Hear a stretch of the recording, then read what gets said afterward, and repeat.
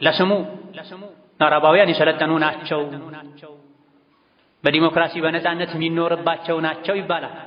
በሌላ በኩል ግን እነሱና የእነሱን ፈለግ መከተል የሚፈልጉ ሰዎች የሰዎችን ነጻነት ይገድባሉ።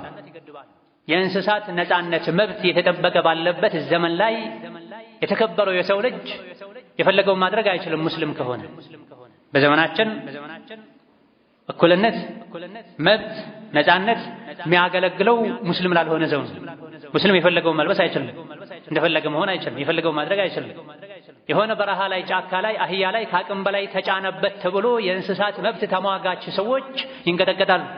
ነገር ግን ሙስሊም ሴት አላህ ያዘዛትን መብቷ የሆነውን ሒጃብ ለብሳ መማር አትችልም ተብላ ተከልክላ ማንም ምንም አያደርግም።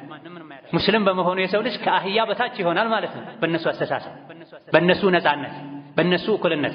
የውሸት እኩልነት፣ የውሸት ነጻነት ነው።